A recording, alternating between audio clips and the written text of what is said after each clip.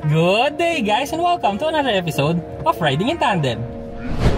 RID, Riding in Tandem, RID. With me, RM. And me, Elaine. At sa episode na to, susubukan naman namin ang bagong Hyundai Elantra 1.6 GL 6-speed automatic. Ano, ready ka na? Para natin naman eh, tara na!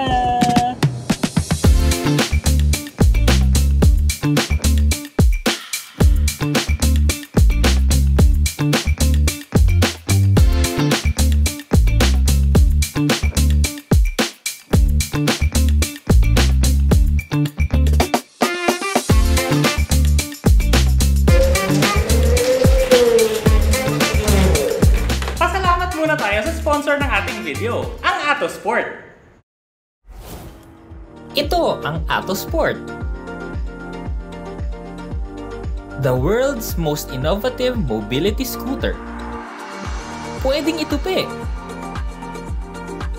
pwedeng hilahin, pwedeng paghiwalayin. May leather seats at grips.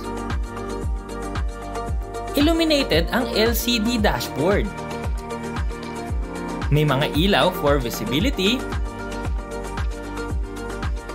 at pwedeng lagyan ng armrest.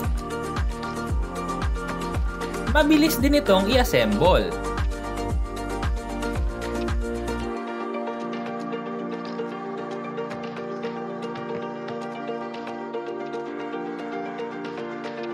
May maximum speed na 10 km/h. Shock-absorbing at flat-free ang gulong. Mataas ang ground clearance. Naka-disc brakes. Pwede rin itong dalhin for land, sea, and air travel.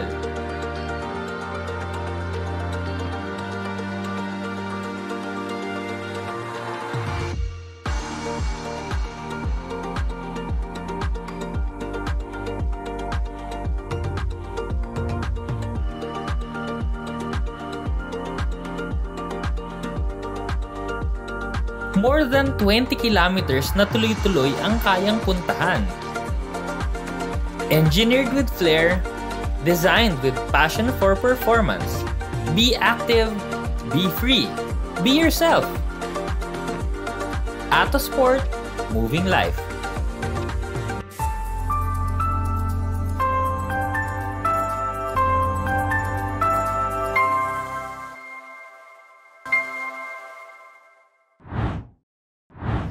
Let's go! Bali ito mga katandem ha, first drive video lang natin, hindi to full review kasi nga 20 minutes lang tayo ulit dito sa kotse.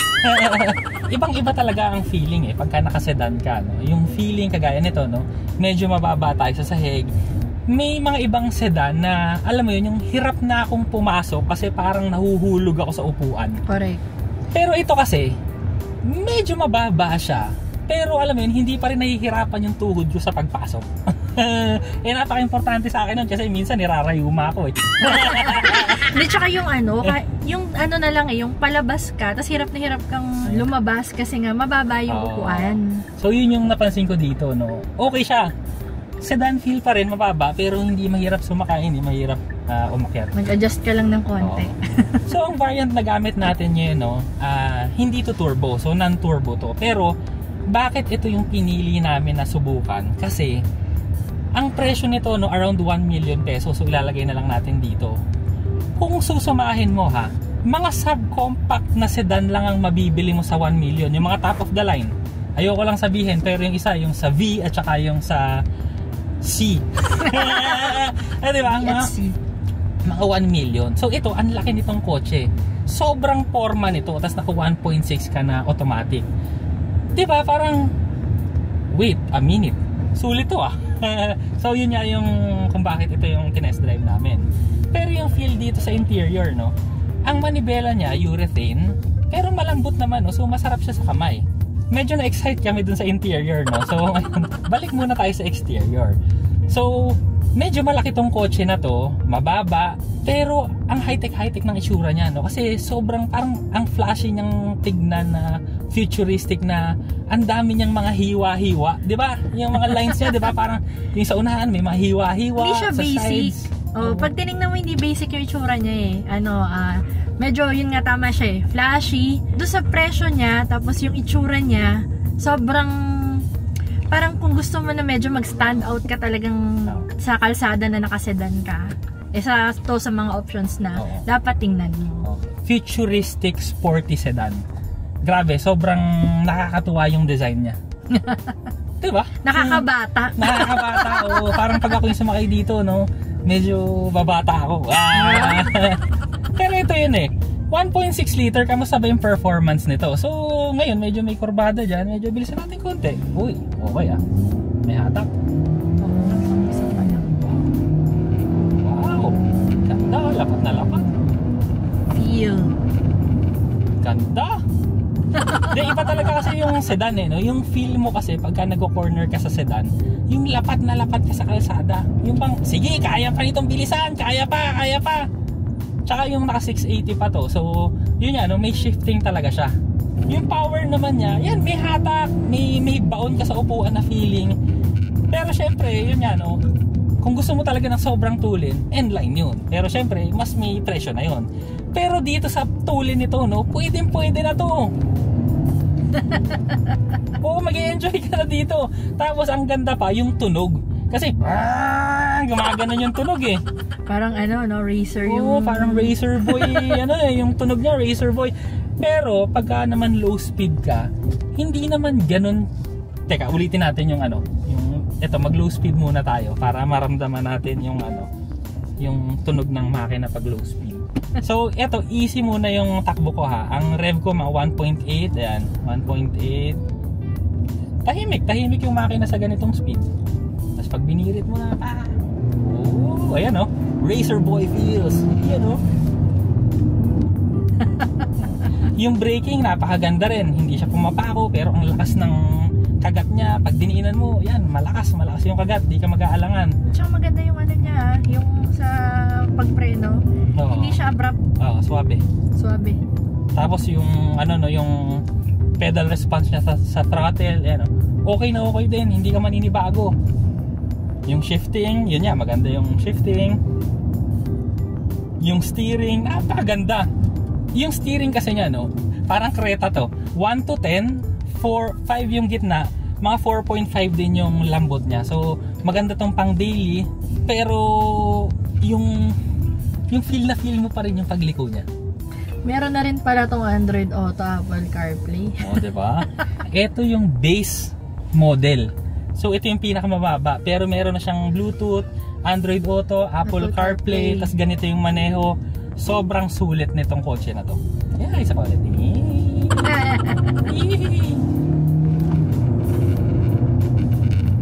Mag-enjoy ka na dito.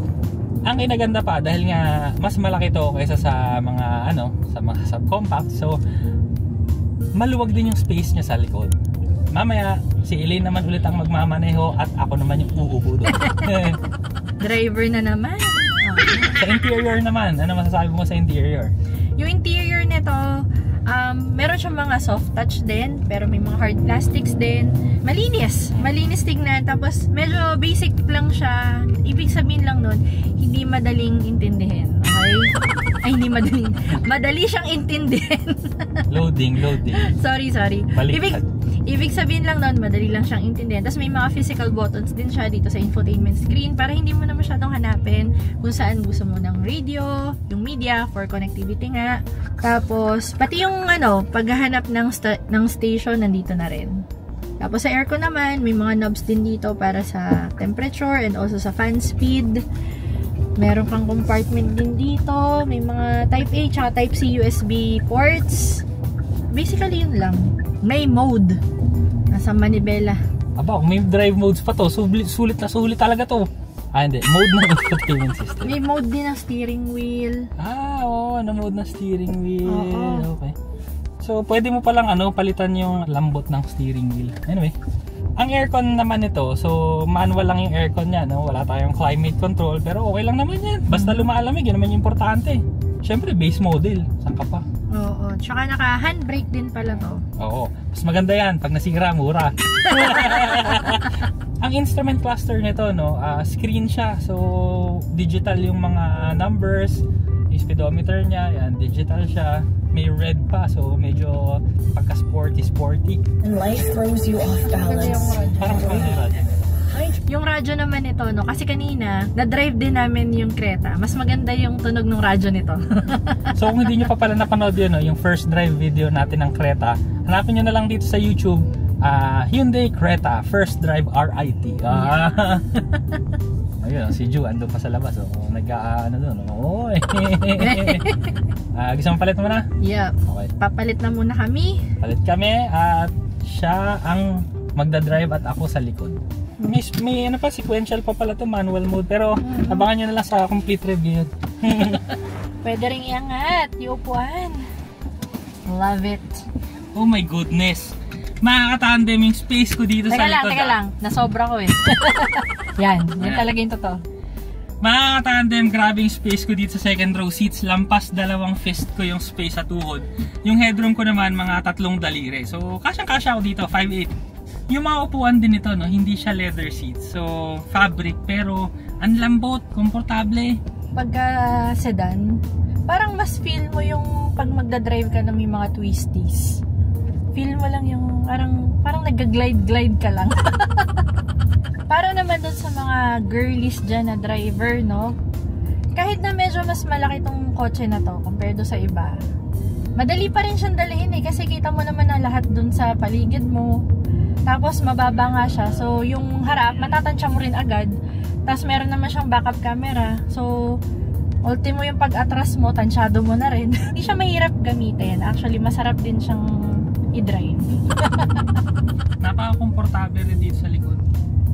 Tsaka alam mo yung feeling na ano, yung pagka kunyari, di ba may mga instance na kailangan mo nang i-overtake yung nasa harapan mo. Alam mo yung parang hindi ka na hindi ka na mag-aalangan. Kasi alam mong automatic makaka-overtake ka na. Basta tapakan mo na yung gas, makaka-overtake ka na. Hindi mo na kailangan masyadong bumuelo.